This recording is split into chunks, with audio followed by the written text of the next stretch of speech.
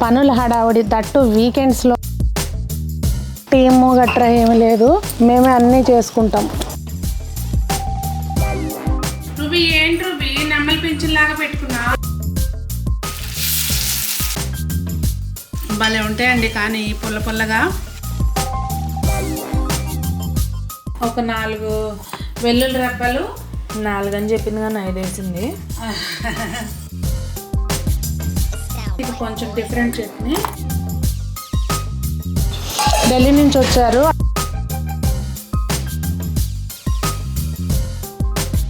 జీడిపప్పు తగలట్లేదు ఏంటి అంటూ ఉంటారు. Healthy dish. It sound right, boys.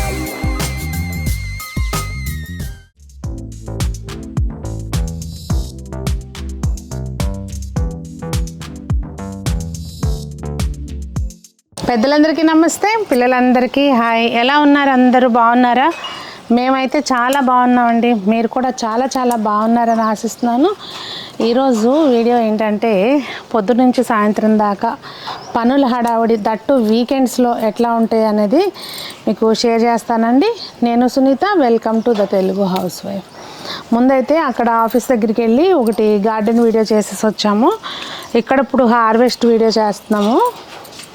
So Sunday అంటే నాకు గార్డెన్ వీడియోలో ఎవరో ఒకరు తీసే వాళ్ళు ఉంటే నాకు తొందరగా అయిపోద్దండి. లేదంటే ట్రైపాడ్ పెట్టుకుంటా తీసేసామనుకోండి, అది చాలా టైం టేకింగ్ ఉంటుంది. సాటర్డే సండే సంజన ఉంటుంది కనుక ఇట్లాంటి తన అవసరమైన వీడియోలు ఏమైనా ఉంటే హావాలు చేసుకుంటాం అన్నమాట. ఎందుకంటే మాకు టీము గట్రా ఏమి లేదు, మేమే అన్నీ చేసుకుంటాం. అందరికీ వారాంతరపు సెలవుల్లో వీకెండ్ చక్కగా ఎంజాయ్ చేస్తారేమో. మేము వారం మొత్తంలో చేసే పని కంటే కూడా వారాంతరంలో ఎక్కువ చేస్తాం అన్నమాట. నాకేమో వారంలో పని తప్పదు, వారం ఎండింగ్లోనూ పని తప్పదు. అది వారం ఏమో సొంత పనులకు సరిపోతాయి, వీకెండ్స్ ఏమో ఈ పనులకు సరిపోతాయి. మెయిన్ సంజనాకి కాలేజ్కి వెళ్ళటం రావటం, డ్రైవింగే బాగా హెక్టిక్ అండి. 2 hours పడుతుంది రోజు వెళ్ళటం, 2 hours రావటం, 2 hours. దాని మూలంగా టైం అంతా పాపం అట్లా వేస్ట్ అయిపోతుంది. మా క్యాండీ చూసారా, ఇట్లా నేను పనులు చేసుకుంటే నా వెనకమాల అది దానికి మాటలు వస్తే ఏదైనా పని చెప్తే చేసేటట్టుగా తిరుగుద్ది అనమాట. చూసుకుంటా, నన్నే చూసుకుంటా. చూడు పాలకూర, బేబీ పాలకూర బేబీకి ఇస్తున్నావా? బేబీ పాలకూరని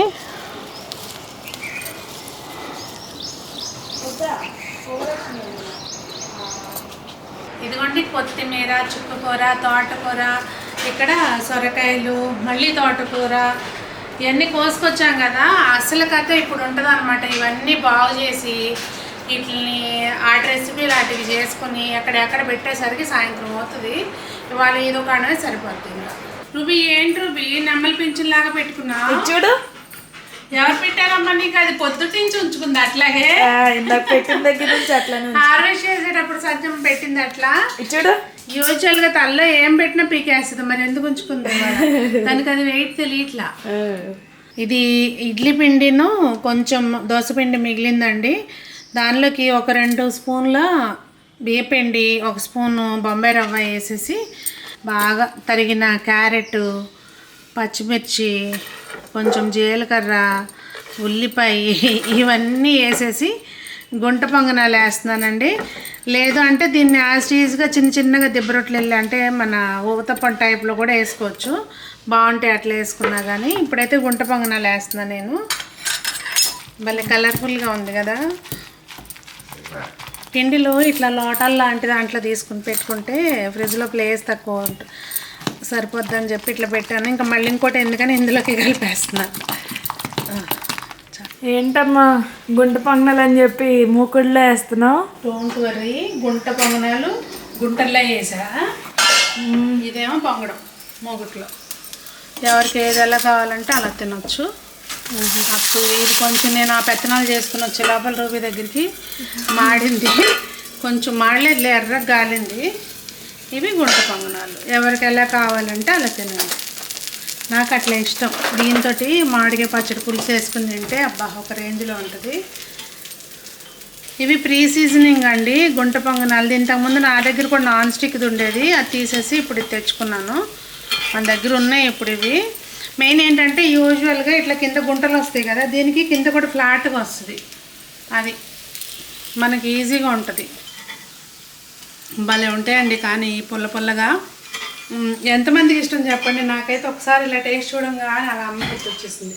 ఇవి ఎక్కువగా కొంచెం ఇడ్లీ పిండి మిగిలినప్పుడు అప్పటికప్పుడు కొంచెం 4 ఉల్లిపాయలు కోసి 4 పచ్చిమిరపకాయలు వేసి సాయంత్రం పూట అప్పటికప్పుడు వేసేవాళ్ళు అనమాట.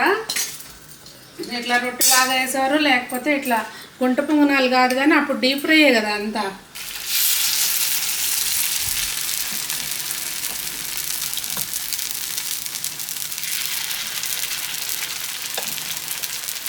ఇది ఇట్లాంటి స్పూన్లు ఉంటాయి కదండి, దాంతో కరెక్ట్గా పడతాయి అన్నమాట, అటు ఇటు పడకుండా బాగుంటుంది. ఇక్కడ నేను గుంట పొంగనాలు వేస్తుంటే సంజమ్మ ఈ ఆకుకూర అంతా కూడా బాగు చేసి ఎక్కడిదక్కడ చేసి పెట్టిందండి. పిల్లలతోటి కొంచెం పనులు ఇట్లా చేపిస్తూ ఉంటే వాళ్ళకి అలవాటు అవుతుంది, మనకు కూడా కొంచెం పని భారం అనేది తగ్గుతుంది. కొత్తిమీర పచ్చడికి, అలాగే చుక్కకూర పచ్చడికి, పులావ్కి అన్నిటికీ సరిపడా ఒక్కసారే వెల్లుల్లిపాయలు ఒలిసేసి పెట్టుకుంటున్నానండి. మళ్ళీ అక్కడికి వెళ్ళినాక కాస్త ప్రశాంతం కూర్చుని ఒలిసి పెట్టేసుకున్నాం అనుకోండి, పని టకటకా అయిపోతుంది. అక్కడ కూడా మనకి ఈజీగా అనిపిస్తుంది, చెత్త లేకుండా వంటగదిలో కూర్చుని చేసుకోవచ్చు కదా. ఇప్పుడు కొత్త వెల్లుల్లిపాయలు వస్తున్నాయి కదండి, వాళ్ళటం కూడా ఈజీగా అయిపోతుంది. కొంచెం బుడుపు తీసామంటే ఈజీగా వచ్చేస్తుంది. గ్రీన్ చట్నీ చేస్తుంది అనమాట. అందులోకి టమాటాలు, కొద్దిగా జీలకర్ర. ముందు గ్రీన్ చట్నీ కాదండి, ఇది కొంచెం డిఫరెంట్ చట్నీ. ఒక 4 వెల్లుల్లి రెబ్బలు, 4 అని చెప్పింది కానీ 5 వేసింది. అంటే లావుగా ఉన్నాయిగా 6 అనుకోవచ్చు. కొద్దిగా ఉప్పు, కల్లుప్పు, కొంచెం ఆమ్చూర్ పొడి. ఉప్పు అసలైతే దీనికి సాయంత్రం లవణం వాడుకోవాలండి, బ్లాక్ సాల్ట్, అప్పుడే టేస్ట్ వస్తుంది. నిండుకుంది ఇంట్లో, అందుకని నేను ఇది వేసాను. దీనిలోకి ముందు టమాటోలు, ఒక 2 పెద్ద టమాటోలు ఇంతవరకు ముందు గ్రైండ్ చేసుకోవాలి, పల్స్లో పెట్టుకోవాలి, మొత్తం పేస్ట్ లాగా. ఇది కొంచెం పల్స్లోనే అలా కచ్చా పచ్చగా పేస్ట్ చేసుకోవాలన్నమాట. దీనిలోకి మనకి రుచికి తినే దాన్ని బట్టి పచ్చిమిర్చి, అలాగే కొద్దిగా కొత్తిమీర, ఇంగ్రీడియంట్ కొత్తిమీర కాబట్టి వేసుకుని కొంచెము, ఇందాక నేను ఆమ్చూర్ పొడి వేయలేదండి, ఆమ్చూర్ పొడి వేసుకుని పులుపుకి మళ్ళీ కొంచెం నిమ్మకాయ కూడా వేసుకోవాలి, ఫ్లేవర్ బాగుంటుంది నిమ్మకాయ వేసుకుంటే. అందుకని కొంచెం వేసుకోవాలి, ఏదైనా కానీ ఎక్కువ వేయద్దు. నిమ్మకాయ కూడా పిండుకుందాం. కొంచెం నిమ్మరసం వేసుకుని ఇంకా మంచిగా కచ్చపచ్చిగా గ్రైండ్ చేసుకోవాలి పల్స్ మోడ్లో. కొద్దిగా ఒక్క చిటికెడు, జస్ట్ ఒక్క చిటికెడు అంతే ఇంగు వేసుకోవాలండి. ఉప్పు చాలేదు, కొంచెం నేను ఉప్పు వేస్తున్నాను, మిగిలినన్నీ సరిపోయినాయి. ఇంకా మా వారి ఫ్రెండ్స్ వస్తున్నారండి లంచ్కి. సింపుల్గా కావాలన్నారు, అంటే ఏమి మసాలాలు చాలా తక్కువగా. ఢిల్లీ నుంచి వచ్చారు వాళ్ళు, యాక్చువల్గా మీటింగ్ కోసం వచ్చారనమాట. అక్కడ 2 days నుంచి మన సౌత్ ఇండియన్ అన్నీ హెవీగా తింటున్నారంట. కొంచెం సింపుల్గా పులావ్ చేయమని చెప్పారు, వెజిటబుల్ పులావ్. అది కూడా బాస్మతి రైస్ ఏం తీసుకోవట్లేదండి, మన నార్మల్ రైసే. ముందు ఆలుగడ్డలు కట్ చేసుకుని అందులోకి వేసేసాను. క్యాలీఫ్లవరు, క్యారెట్, పచ్చిమిర్చి, ఉల్లిపాయ అన్నీ కట్ చేసి పెట్టుకున్నానండి, ఎందుకంటే మల్టిపుల్ టాస్కులు నడుస్తున్నాయి కదా. మటరు, బిర్యానీకి అవసరమైన జీడిపప్పు, ఇవి మనం కొత్తిమీర హార్వెస్ట్ చేసుకున్నాం కదా, దానికి ఆడలు కొంచెం. రైతాల్లోకి టొమాటో కట్ చేసినప్పుడు దాని లోపల గింజలు అత్తయ్య ఇలా తీసేసి పులావ్లోకి వేసేస్తారనమాట, అలా తీసి పెట్టాను. ఇంకా గార్నిషింగ్కి కొత్తిమీర. ఇంక మీకు తెలవంది ఏముందండి రెసిపీ, నేనైతే ఓపెన్గా మూకుడులో చేస్తున్నాను. కొంచెం సగం ఆయిల్, సగం నెయ్యి తీసుకుంటాను, ఎక్కువేమైనండి, అంతే. 1 టేబుల్ స్పూన్ నెయ్యి, 1 టేబుల్ స్పూన్ ఆయిల్ చాలండి. మనం ఏమి ఇది బిర్యానీ టైప్ చేసుకోవట్లేదు కదా, సరిపోతుంది. బియ్యం కూడా కడిగి ఏంటంటే నీళ్ళు లేకుండా వంపి పెట్టేస్తాను, ఇట్లా నానాల్సిన పని లేదండి. చక్కగా ఇవి ఏగే లోపల సరిపోతాయి. ఇంకొకటి 1కి 2 కాడికి నీళ్ళు పోసి పెట్టేసాను పక్కన, నీళ్ళు మరిగిపోతున్నాయి, ఫటాఫట్ అయిపోద్ది అనమాట ఇట్లా చేసుకుంటే. జీడిపప్పు అయితే ఆప్షనల్ అండి, వెజిటబుల్ పులావ్లోకి జీడిపప్పు అయితే అవసరం లేదు. కాకపోతే మా ఇంట్లో అలవాటు మొదటి నుంచి, అత్తయ్య వేస్తారు కనుక నేను వేస్తున్నాను. వేయకపోతే జీడిపప్పు వేయలేదా అని అడుగుతారు మా వాళ్ళు. స్పెషల్లీ మామయ్య గారు అయితే అసలు జీడిపప్పు ఫ్యాన్ అనమాట. ఏంటమ్మా జీడిపప్పు కనపట్లేదేంటి, అసలు ఎక్కడ తగలట్లేదేంటి అంటూ ఉంటారు తినేటప్పుడు. ఇవి తర్వాత వేద్దామండి. దీనిలోకి ఆప్షన్ జీలకర్ర నార్త్ ఇండియన్స్ అయితే వేస్తారు, కానీ నేను వేయట్లేదు ఇప్పుడు. ఇక్కడ చెక్క, లవంగాలు, మొగ్గ ఈ మట్టికి వేస్తున్నా. చాలా స్పైసీగా లేకుండా కొంచెం సింపుల్గా కొద్దిగా వేసానండి అన్నీ. ఉల్లిపాయలు, క్యారెట్, ఆలుగడ్డలు ముందు ఇవి ఏం చేసుకుందాము. మిర్చి యాక్చువల్గా చూసారా మధ్యలో కూడా కట్ చేయలేదు. మా వాళ్ళకి మిర్చి కావాలి, వాళ్ళకి వద్దు కనుక ఇట్లా అయితే చితికిపోకుండా ముక్క కనపడుతుంది తీసేయడానికని అట్లా కట్ చేశాను. వేసి సంజమ్మ కూడా చేయబడుతుంది వాళ్ళ వంటలో. ఉల్లిపాయ ముక్కలు కొంచెం అట్లా ట్రాన్స్పరెంట్గా అయినాక క్యాలీఫ్లవర్ కూడా వేసేసుకోవాలండి. చూసారా భలే కలర్ఫుల్గా ఉంది కదా బౌల్. ఇట్లా మనకు ఫుడ్ ఎప్పుడు కూడా చూడడానికి కంటికి బాగుండాలి, రుచికి బాగుండాలి, అప్పుడు ఆరోగ్యంగా ఉంటాం. రుచికి తగినంత ఉప్పు వేసానండి. ఈ పొయ్యి ఏంటంటే సిమ్లో కూడా ఎక్కువ మంట వస్తుంది.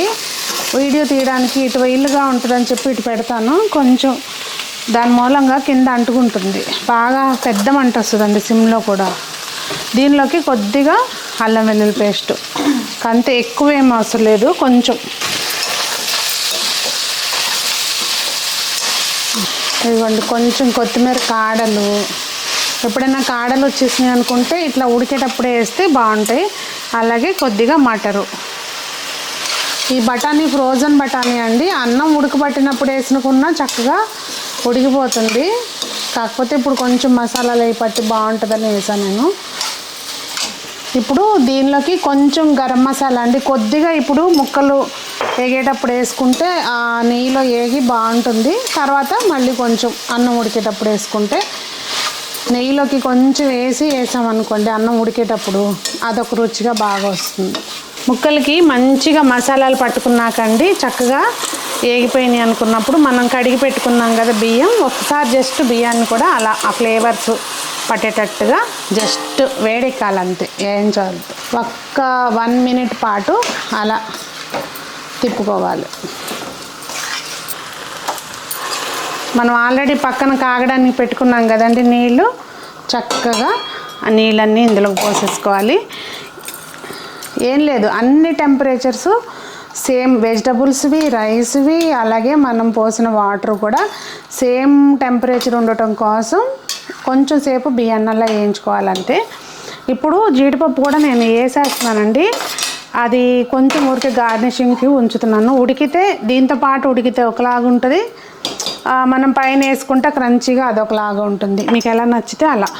కొద్దిగా కొత్తిమీర కూడా ఇప్పుడు వేసేసుకుంటే జస్ట్ కొంచెం లాస్ట్లో అలా దింపినాక వేసుకోవచ్చు. నాకు ఇందులో పుదీనా ఇష్టం ఉండదు, అందుకని వేయట్లేదు. ఇష్టం ఉన్న వాళ్ళు వేసుకోవచ్చు. ఇదిగోండి కొద్దిగా నెయ్యి, ఒక 1/2 teaspoon అంత నెయ్యి. దానిలోకి మనం వేయాలనుకున్నంత గరం మసాలా. గ్యాస్ ఆఫ్ చేసి వేసుకోవాలండి, లేకపోతే మసాలా మాడిపోతుంది. ఇంకా దీన్ని ఈ ఉడికే రైస్లోకి అలా వేసేసుకోవాలి. ఇంక ఇప్పుడు ఈ గరిటె దీనిలోకి సెట్ అవ్వదండి, చక్కగా పలచటి అట్లకాడ పెట్టుకోవాలి, లేకపోతే అన్నం చితికిపోతుంది. ఈ టైంలో ఒక్కసారి సాల్ట్ చెక్ చేసుకుని, ఇంకా ఉడకబెట్టేసింది కదా, ఇంకా మనం గ్యాస్ని పూర్తిగా లో ఫ్లేమ్లో పెట్టేసుకోవచ్చు. ఇంకొక 2 నిమిషాలు ఆగి కొంచెం అన్నం మెత్తపడుతుంది అనుకున్న టైంలో గ్యాస్ లో ఫ్లేమ్లో పెట్టేసుకోవాలి. ఇక్కడ రాయిత అయితే రెడీ అయిపోయిందండి. ముందే పెరుగు చట్నీ, దానిలోకి మేము ఇదైతే మా అత్తయ్య ఇట్లాగే చేస్తారు, ఎలా చేస్తారు అట్లాగే నాకు కూడా అలవాటైంది. క్యారెట్, ఉల్లిపాయ, పచ్చిమిర్చి, టొమాటోలో గుజ్జు లేకుండా జస్ట్ పైన స్కిన్ మట్టికి సన్నగా కట్ చేసి వేస్తాము. ఇంకా అత్తయ్య అయితే ఇందులో కొత్తిమీర కూడా వేస్తారు. ఇంకా నాకు కొత్తిమీర అట్లా ఇష్టం ఉండదని నేను పచ్చిమిర్చి ఇంకా అంతే అండి. కొద్దిగా ఉప్పేసి పెట్టేసుకోవడమే. అయిపోయిందండి చక్కగా రైస్ అయితే. పైన ఊరికి కొంచెమే ఉంచాను కొత్తిమీర గార్నిషింగ్కి. అలాగే ఈ జీడిపప్పుతోటి టాపప్ అలా చేసేస్తే మన వెజిటబుల్ పులావ్ రెడీ అయిపోయిందండి. సంజన అయితే దాని నుంచి వెయిట్ చేస్తుంది టైం అయిపోయిందని చెప్పి. ఆకలి అయిపోయిందంట పాపం. ఇదిగోండి లంచ్ ప్లేటు ఇలా రెడీ అయిపోయింది. ఇది తెలిసిందే కదా, ఇందులో ఏమీ అన్హెల్దీ ఐటెం లేదు, మంచి హెల్దీ డిష్. పిల్లలకి లంచ్ బాక్స్ కూడా హ్యాపీగా ఇవ్వచ్చు. అబ్రాడ్లో ఉన్న వాళ్ళకైతే స్పెషల్లీ మీల్ ప్రెప్ చేసుకుంటారు కదా, అట్లా కూడా చేసి పెట్టేసుకోవచ్చు అనమాట. టోటల్గా ఈరోజు 7 ఫుల్ వీడియోస్ తీసాము, షార్ట్స్ తీసుకున్నాము. డ్రెస్లే ఎక్కువ మాట్లాడుతుంది నాకంటే, నేను ఎక్స్ప్లెనేషన్ కూడా అవసరం లేదు అన్నట్టుగా ఉన్నాయి. ఇదిగోండి నైట్ అయితే షోరూమ్ నుంచి అక్కడ వీడియోస్ చేసుకుని వచ్చిన తర్వాత ఈ కొత్తిమీర పచ్చడి చేసామన్నమాట. ఇంకా నైట్ నాకు అస్సలు ఓపిక లేదు, నా ఫేస్ చూసినా మీకు అస్సలు బాగుండదని మార్నింగ్ చూపిస్తాను. మొత్తానికైతే డే వ్లాగ్ నైట్ కంప్లీట్ అయింది. రాత్రి 11 గంటలకి నాకు ఈ పని అయిందనమాట. సంజన షూట్ చేయలేదు, ఇది ట్రైపాడ్ పెట్టుకుని షూట్ చేసుకున్నాను నేను రెసిపీ. ఇంకా ఎడిటింగ్ చేస్తా కూర్చో, తను ఎడిటింగ్ చేసుకుంది. సో మొత్తానికైతే అంత బిజీగా జరుగుతుందండి. ఒక్కోసారి ఏంటంటే వీడియోలు పెట్టడమే కదా అని అనుకుంటారు, ఎందుకు మీరు చూడడం వల్ల మాకేంటి ఉపయోగం అనుకోవచ్చు. మెయిన్ ఏంటంటే అండి, మనం ఏ పని చేసినా దానికి ఒక డెడికేషన్ అనేది ఉండాలి. అది యూట్యూబ్ అవనివ్వండి, లేదంటే వంటలు అవనివ్వండి, ఇంట్లో పిల్లల్ని చూసుకోవటం అవనివ్వండి, ఏదైనా కూడా ఒక పని మనం చేస్తున్నామంటే దానికి ఒక డెడికేషన్ ఉండాలి. అప్పుడే అవుట్పుట్ అనేది బాగుంటుందండి. ఎప్పుడు కూడా యూట్యూబ్ వీడియో ఒక పోస్ట్ చేయటమే కదా, వీడియోనే కదా అంటారు అనుకోవచ్చు. వీడియో వెనక ఒక 10 మినిట్స్ వీడియో పెట్టాలంటే దాని వెనక ఎంత కష్టం ఉంటుంది అనేది అది ఒక క్రియేటర్కే తెలుసండి. వాస్తవంగా షూట్ చేసుకోవడం, దానికి రిలేటెడ్గా మళ్ళీ అన్నీ అక్కడ సెట్ చేసుకోవటం, అయినాక ఎడిటింగు, ఇవన్నీ చాలా కథలు ఉంటాయి. సో మొత్తానికి మా లైఫ్ ఇలా నడుస్తుంది అనమాట. యూట్యూబ్ పెట్టినాక ఇంత బిజీగా, దట్టు బిజినెస్లో కూడా ఎంటర్ అయ్యాం కదా, దానివల్ల ఇలా జరుగుతుంది. ఎనీవే మనం ఇలా మేనేజ్ చేసుకుంటే ప్రాబ్లం అనేది ఉండదండి ఎప్పుడు కూడా. మరి ఈరోజు వీడియో ఇంత బిజీ స్కెడ్యూల్ మీకేమనిపించింది? జాబ్ చేసే వాళ్ళకు కూడా ఇలాగే ఉంటుంది నాకు తెలిసి లైఫ్ అనేది. సో మీకు ఎలా ఉంటుంది మీ లైఫ్ అనేది కామెంట్ చేయండి. అందరూ బాగుండాలి, అందులో మనం ఉండాలి అని కోరుకుంటూ మీ సునీత.